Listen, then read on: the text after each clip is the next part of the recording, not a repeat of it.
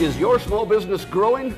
That's the question we address right here on the Grow Your Biz Show. This is the place where I interview strategic entrepreneurs who can help you navigate your niches and perfect your pitches so you can grow your business. Hi, I'm Paul Madsen, host of the program, and this is episode number 63. And I am thrilled about that, but I'm more thrilled about my guest today, who is Blake Martin. Hi. Blake is the president of FranNet of the Heartland. Got it right, finally. And Blake, welcome to the program. Thank you. It's good to be here. Well, I'm so glad we finally made it happen. Blake was actually on episode number 16, back when we were not in a TV studio. So a little rougher back then, and I'm so glad he could come back because Blake has a lot of things that he can teach entrepreneurs along the way. Hey, Blake, let's just jump right in. I'm going to just start out by asking you, tell us, what business are you in? Sure. So I'm with FranNet of the Heartland. I'm the owner and operator and president of FranNet of the Heartland. We're a franchise consulting firm. Okay. So what that means is we help folks who are looking to start a business. They're not quite sure what kind of business is the right fit. Okay. We'll provide them free coaching and consulting on figuring out what route to entry makes the most sense. Okay. At the end of the day, our goal is to help folks who are trying to find more fulfillment in life. Freedom, independence, satisfaction. Our goal is to help them get there. Well, that's a lofty goal and a worthwhile one, too. You kind of answered my next question. Why are you in this business? You know, I'm in this business because I was in the same place at one point. So I was in corporate America and working for a great company and traveling internationally. And funny thing is, they don't have Easter in China. Okay. So I missed my son's first two Easters. Wow. And decided enough with the PTO, enough with the building something for somebody else. Right. I want to do something that's going to benefit my family and my future. Well, that's a significant why there. That's neat. Don't have Easter in China. How about that? That might be the title of this episode. I'm There not you sure. go. Well, Blake, now this is a different kind of question because, I'm wording it differently. The purpose of this show is kind of help the entrepreneurs get from zero to scratch of starting their own thing. And Right. you are great because you show wannabe entrepreneurs or current entrepreneurs something that's up and running already. Right. Are there other services that do that? And if so, why is FranNet of the Heartland different from them? Yeah. So the short answer is sure, there's other services out there. And there's no such thing as one size fits all when it comes to entrepreneurship, right? Absolutely. So we're not here to tell folks that, hey, franchising is the right fit for everyone, or our service is the right fit for everyone. What we're here to tell folks is, when you're looking at starting a business and trying to make a decision about what's the right business for you, think about all of your options. Do the research, analyze the opportunities, and don't leave one option or one route to entry sitting on the table. Okay. So what we help folks do is build out their own personalized business model. What does the ideal business look like to them? And help them understand, should I be starting something from scratch, hanging my own shingle? Should I be exploring the world of franchising, where I'm in business for myself but not by myself? Mm-hmm. Should I be talking to a business broker about existing businesses? What are the options and what do they really look like? Let's break down the myths and the misconceptions so people understand which route to entry or routes to entry would make the most sense for them. Right. Yep, I've got competitors out there, certainly nationally and locally. I think probably the greatest advantage that I provide to folks is I've been there and I've done that. I am a franchise owner myself, so our company, FranNet, is a franchise system itself. We practice what we preach. Well, there you go, yeah. And I've built up franchise systems. I spent many years building franchise systems from the ground up. And so I believe I can offer to my clients perspective from both sides of the table, the franchisor and the franchisee. And this is my full-time gig. Yeah, you bet. It's your business. I really know Blake fairly well, and I would echo that sentiment. I really think that you also left out one thing. Blake knows everybody. He is a very well-connected person, and that really helps too. I think it comes down to, Blake is a guy who really has walked the walk, is what it's talking about. If you're helping a potential franchise owner, well, you are a franchise, and you've been with a company to help grow franchises like crazy. Yeah. I had a question that came up in my mind while I'm listening to you. What is the difference between what you do and a business broker? It's a great question, actually. And in many cases, what we do complements each other rather than overlapping.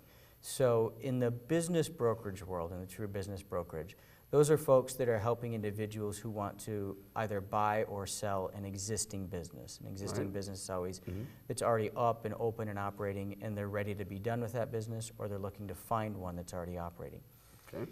In the franchising field, we're helping folks utilize a proven system, a proven franchise brand and systems and models and tools to launch usually a new location within a specific geography.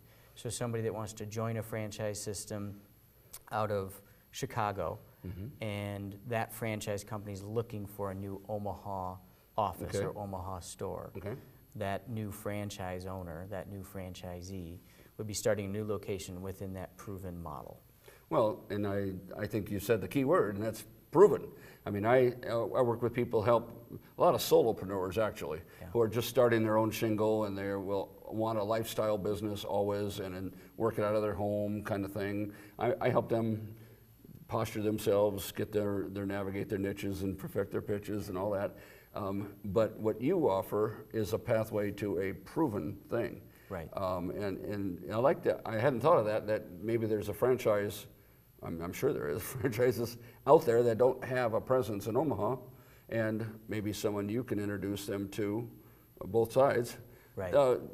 Say the thing about the matchmaker part. I love that, what you talk about. So at FranNet of the Heartland, we are like the match.com for local entrepreneurs. There you go. And the whole idea is we understand at a very deep level what makes good franchise systems really good, and what they're looking for in their ideal franchise owner. And the process that we utilize with folks who want to utilize our free services to find a business, we help build a personal business model for what their ideal business would look like. The matching comes in when we look at, well, where do we see alignment and consistency and priorities and goals between the franchise organization and the local couple or individual that is looking for a business. Sure. Well, I love the analogy because those companies, I mean, I was a headhunter in the recruiting, placement, staffing business for decades, and what that's about is really doing exactly what you do, is really get to know the person about what they're looking for, how they fit, where their strengths are, what they're capable of. I'm sure there's times when you meet with somebody and maybe advise them against a certain kind of business almost because of their whatever, their strengths, their situations. Certainly. I'm off track.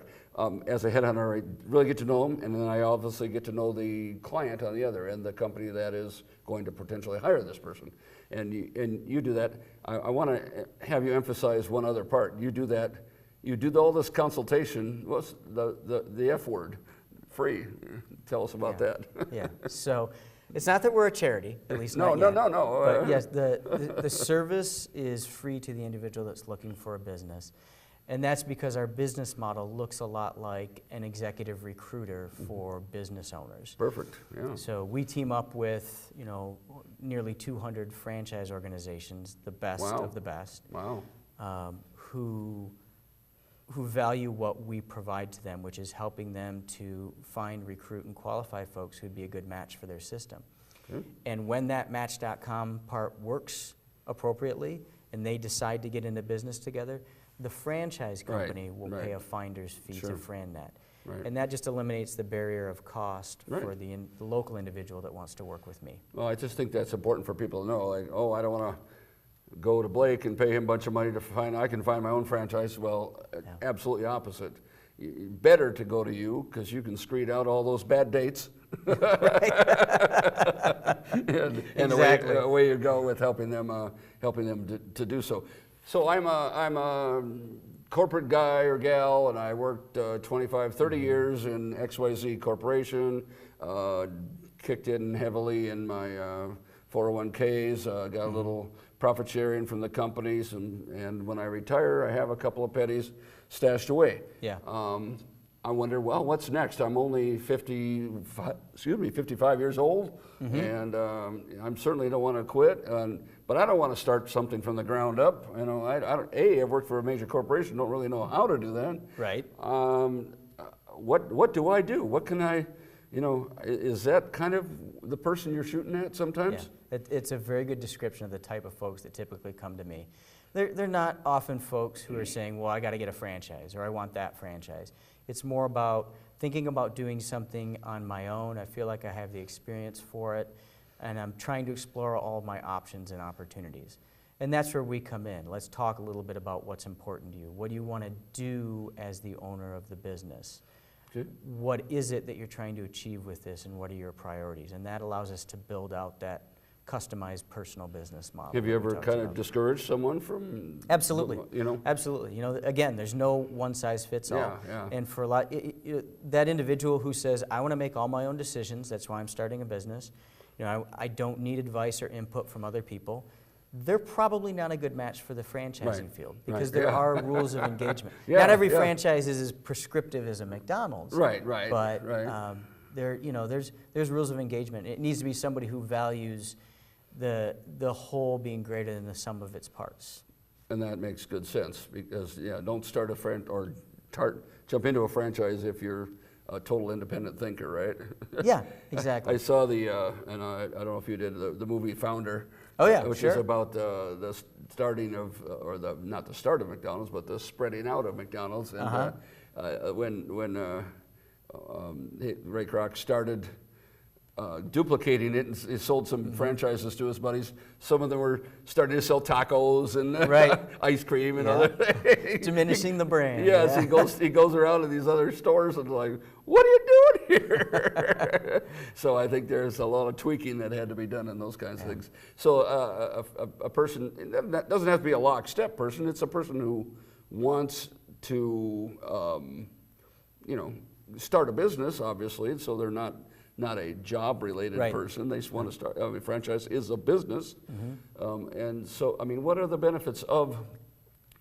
Other benefits, I guess, of starting a franchise or jumping into a franchise. You sort of started to hit on one of them there, and that is that what has been very prevalent in franchising for a couple of decades now is the option to be a semi-absentee owner in a franchise system. And really what that boils down to, that person that's interested in a plan B or wants to start growing wealth. I like that. Yeah. But doesn't want to give up the paycheck, wants to stay in their job, or wants to continue with their other business interests. So it doesn't have to be someone who's retired, and it can be an absentee owner sometimes. Exactly. That semi-absentee is, the franchise companies get very good at building out systems and processes and tools that help you manage the managers who are running the day-to-day of the business. So you can be a semi-absentee owner. Emphasis on semi-absentee, because there's no such thing as an absentee business. Right. But there's some very legitimate opportunities out there that fall into that category.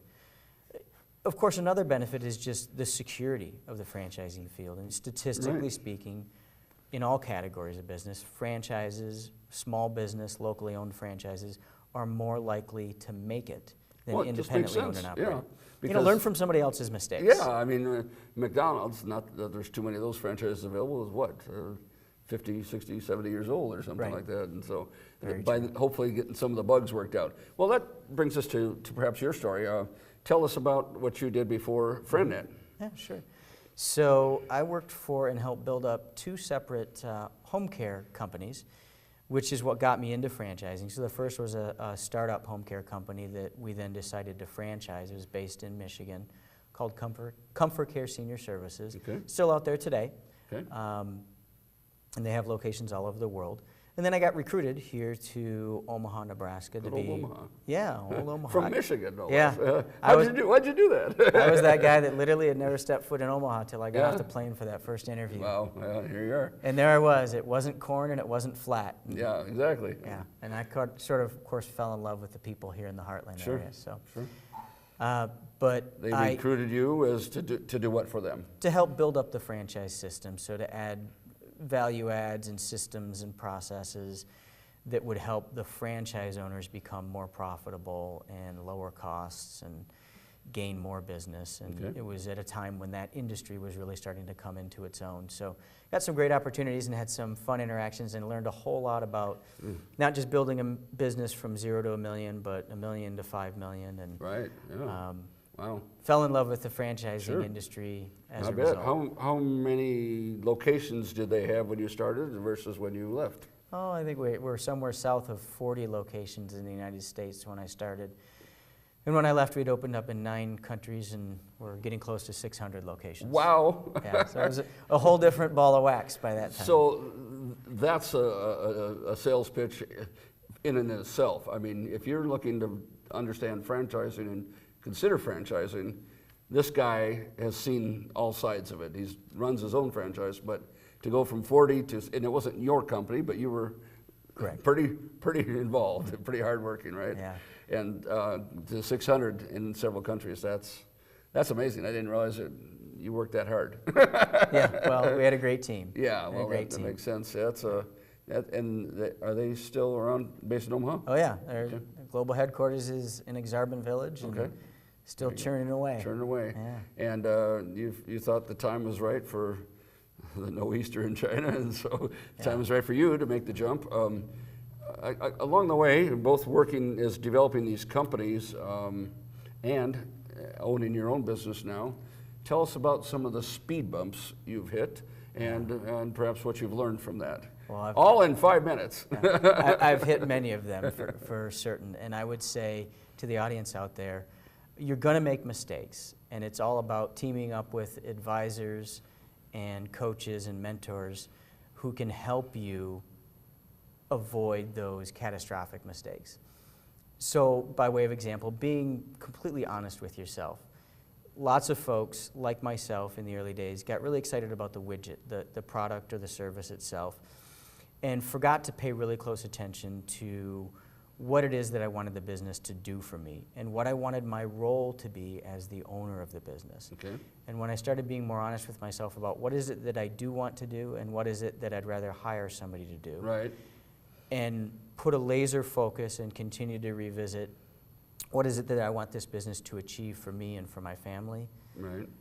When I really put a focus on those things, it helped me understand better what is it that I want to do for the rest of my life. What do I want to do when I grow up? Right. And what do I need to do to accomplish that? And I have seen over and over, in all different industries, if folks forget to ask themselves that question, what do I want my role to be in the business? Good point. The classic example is the restaurant owner who becomes a restaurant owner because they love to cook. Yeah. It's not a great reason to become a restaurant owner. If you're going to be a successful restaurant owner, you need to be running the business and managing the folks. Or the bookstore owner who loves to read, right? If there is such a thing as bookstores, I guess there are. It doesn't mean it's a bad thing that you love to read and you own a bookstore, but you have to be willing to do the other things that will help build the business. Well, and what you said is important. What parts do I want to do with it? Because I mean, I'm not going to be the accountant or the CFO or anything like that, or the technical IT guy or anything like that for my companies. So I better get the right people on board to make that team work. Yeah. And that's the nice thing about a franchise is that they know what the team needs to look like, right? Absolutely. Been there, done that. They got the T-shirt and the shorts. T-shirt and the shorts? That's right. I hadn't heard the shorts part there. That's a good one.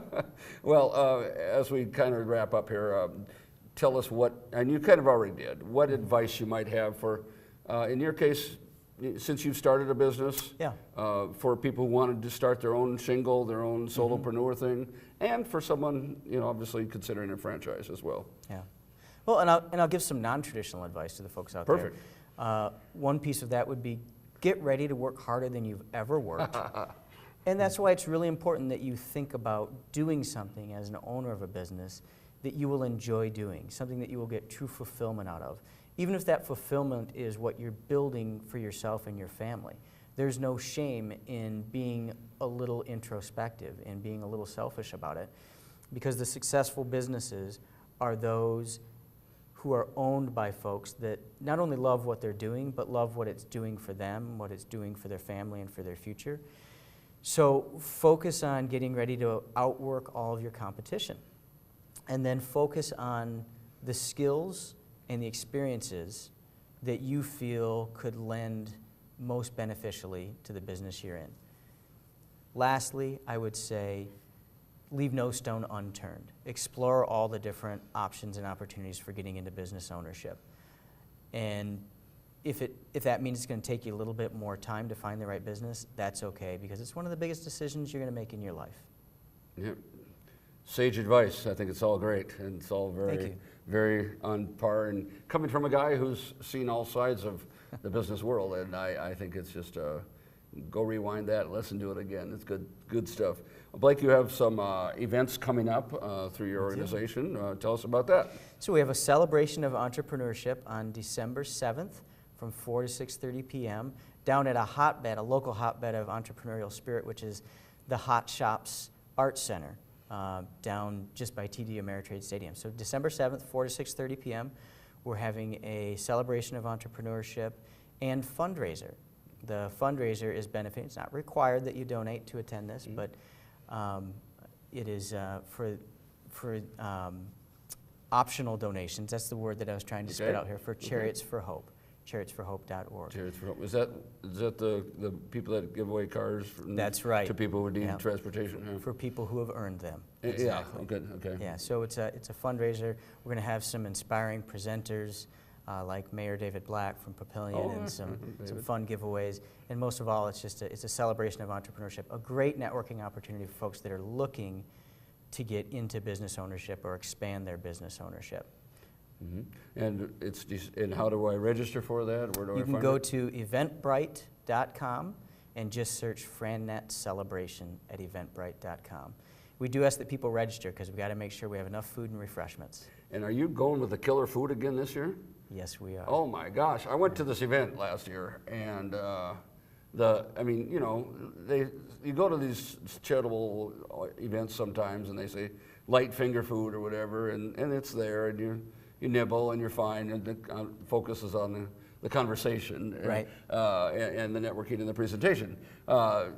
This was more like a gourmet dinner, only standing up. I mean, I don't know. Who did you bring in for that? We've got a secret weapon who might be a family member and a caterer. It's Acosta Catering, and they are pretty incredible. Well, yeah, it was fantastic. So I go for that alone, and do definitely donate to Chariots for Hope. For Hope. Chariots for Hope is a benefactor. And you'll be the benefactor, because if you're considering launching your own solopreneur thing, your own franchise, studying all options, by golly, I met several people I had never met before at your event, and continuing to network with some of them. And so it's just a great food, a great cause, and great networking as well. So I encourage you to head on out there December 7th. The registration information will be on our program here. Thank you. Any last thoughts, Blake, as we wrap up here, as far as what a person should do? I'm going to try to summarize, I guess. The benefit of a franchise, of course, is a proven system. Sure. Your service is a free service. People need to consider that maybe just not only jumping in full time, but there's a semi-absentee owner option. Maybe people can keep their job. Do you have some people doing that, keeping their job and jumping and doing this? Absolutely. And in this strong economy, in that kind of environment, I actually see more people moving into those semi-absentee opportunities over the last year and a half than the full-time owner-operators. Yeah. Neither of them is more right or more wrong. It's just what's the right fit for that individual, that couple. Perfect. Well, Blake, thanks for coming by. Thank you. You've been a great guest, a lot of wisdom there, and I hope people come out and see you on the 7th as well for that event. Good for the tummy, good for the network, good for the cause, and it'll be helpful for everybody. That's about it for this episode of the Grow Your Biz Show. Please visit growmedia.com to learn about my ability to help you coaching, again, your pitches and your niches, being able to jump out there and really grow on that side. Everybody has to have their sales pitch, right? Absolutely. And I love yours, the Match.com one. So Blake, thanks again, and we will see you next week on the Grow Your Biz Show.